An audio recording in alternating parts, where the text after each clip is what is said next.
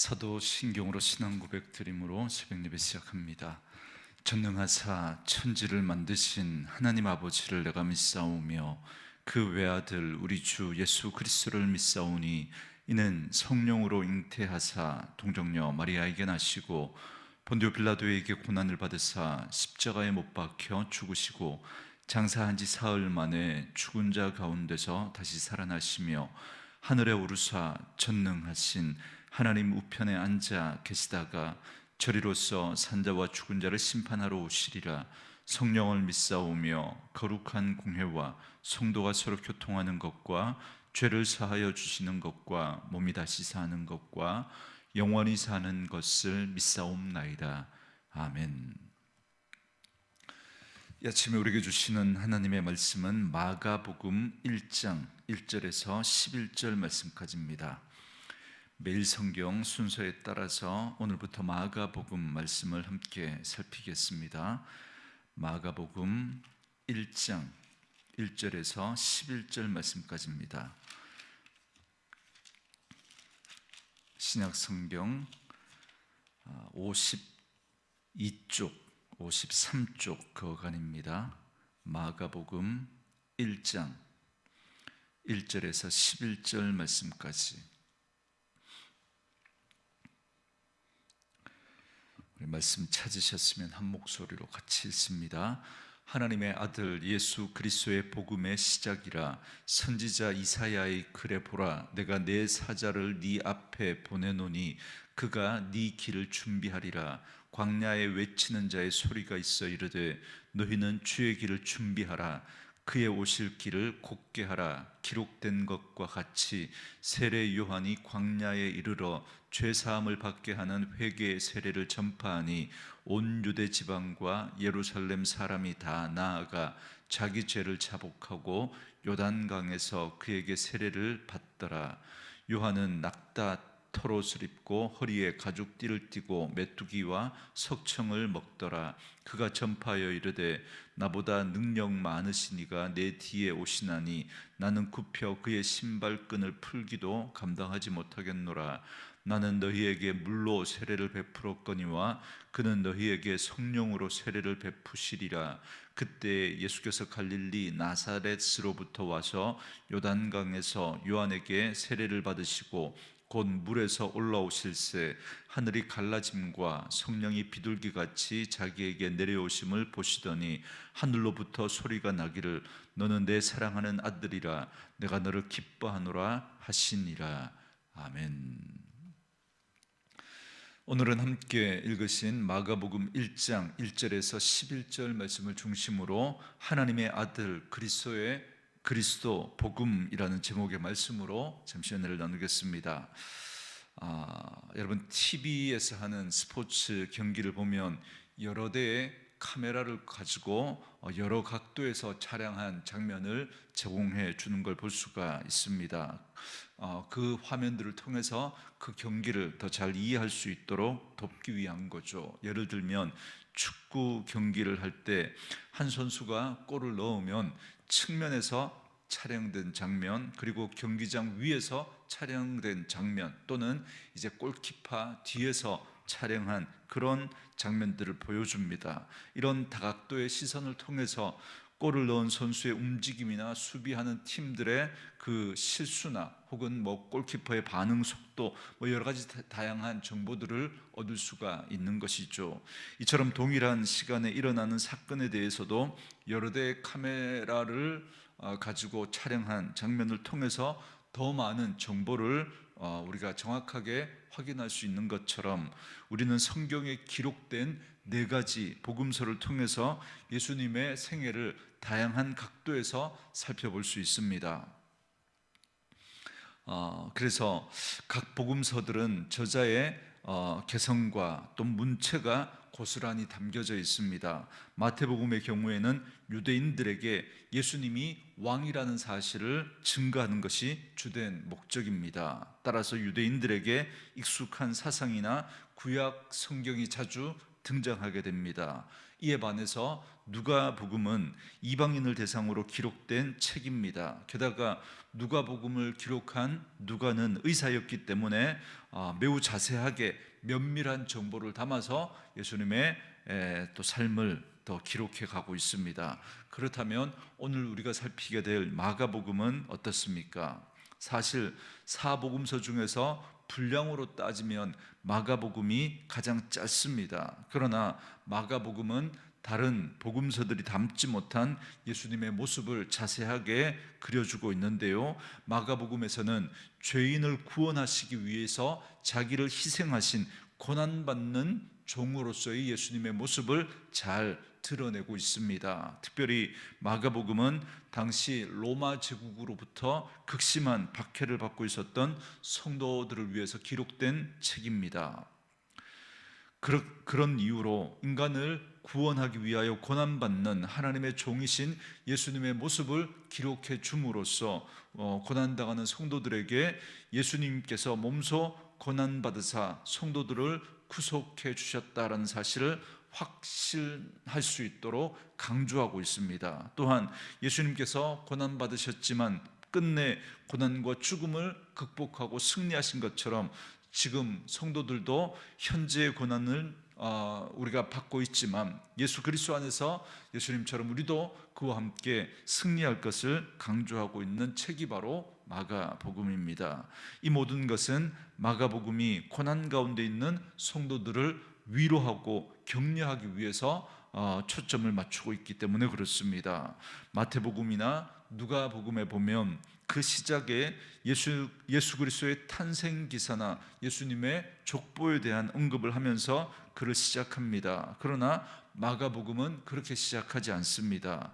마태복음은 바리새인과 같은 유대인들을 대상으로 글을 기록했기 때문에 예수 그리스도의 메시아의 정통성을 강조하기 위한 족보로 시작을 했습니다. 이에 비해 누가는 당시 사람들 사이에서 알려진 예수님에 대한 사건을 정리해 주기 위해서 예수님의 탄생 기사를 기록하고 있습니다. 그러나 마가복음은 그 수신자가 불신자들이 아니라 예수님을 믿고 있는 교회 성도들을 대상으로 하고 있기 때문에 이들에게 굳이 예수님의 족보를 담지 않은 것으로 보입니다. 복음을 서술하면서 마가는 가장 먼저 예수 그리스도의 길을 예비하는 세례 요한의 이야기를 먼저 기록을 했습니다.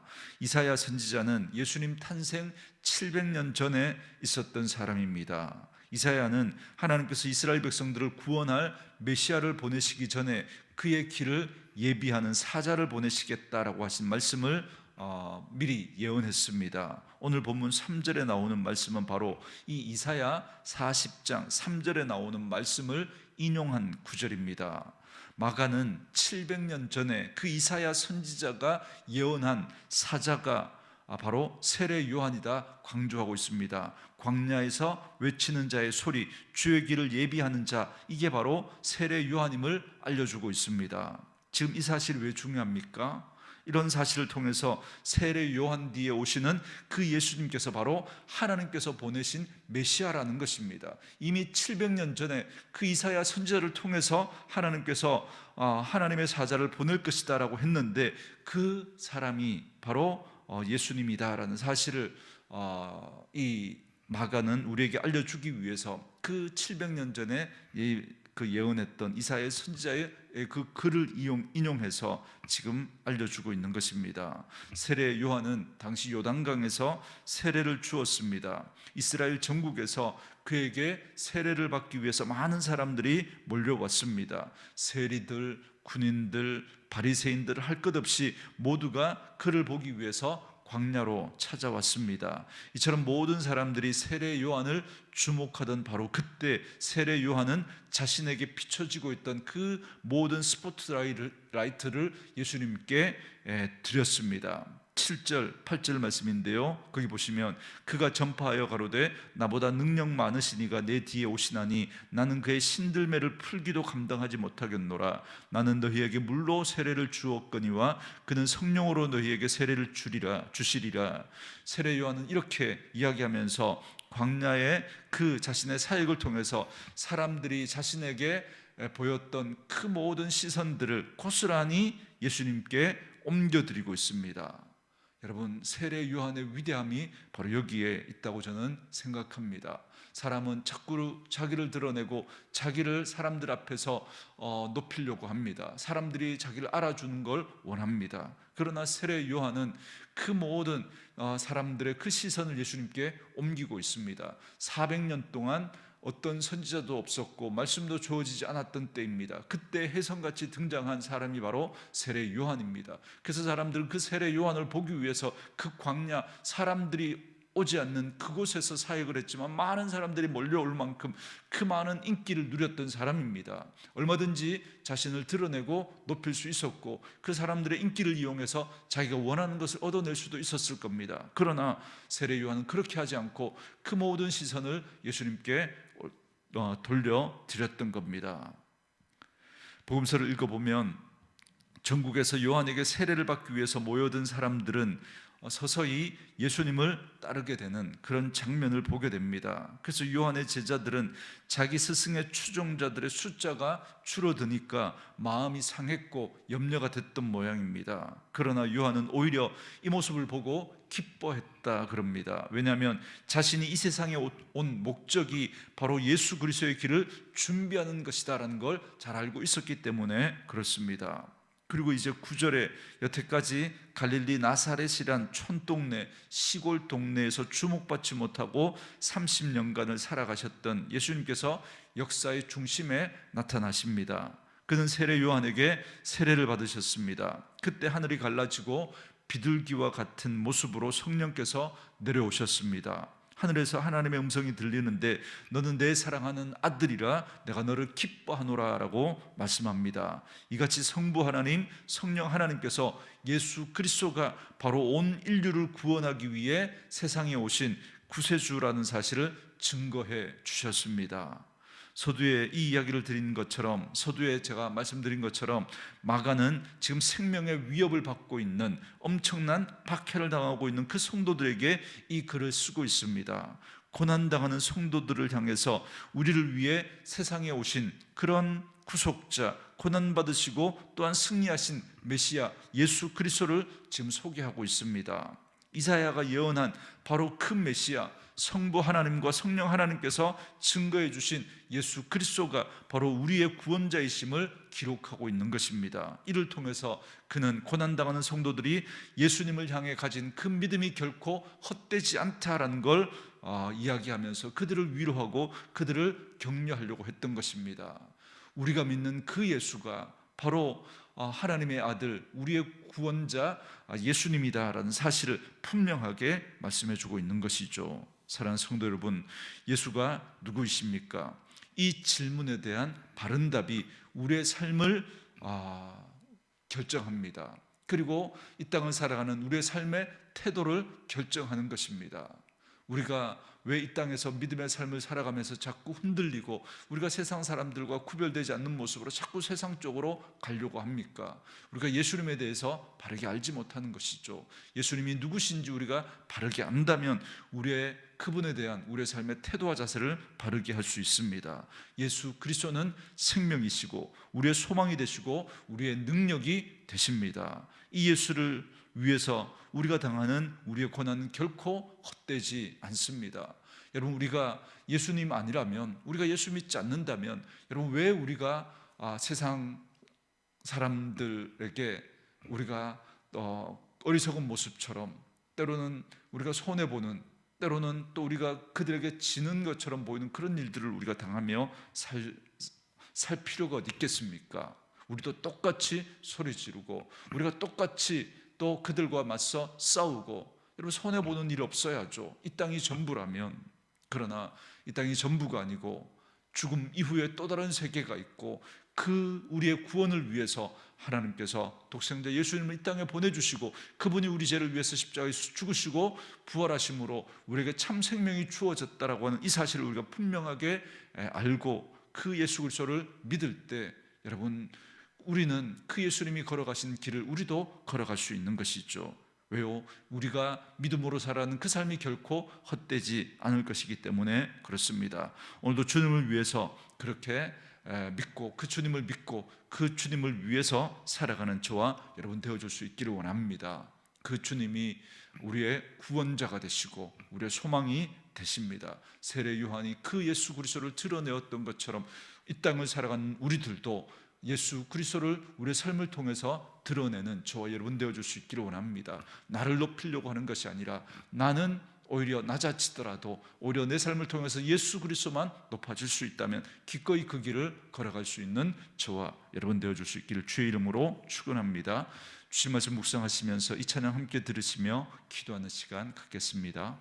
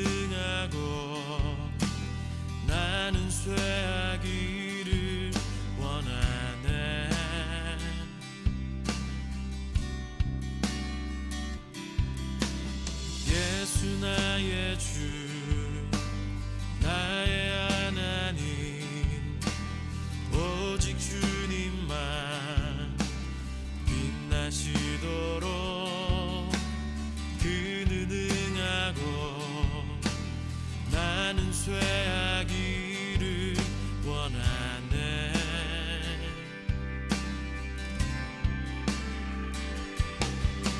광야에 외치는 소리가 되어 주의 길 선포하리라.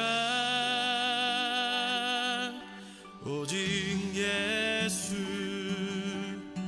예수 주님만 빛나시도록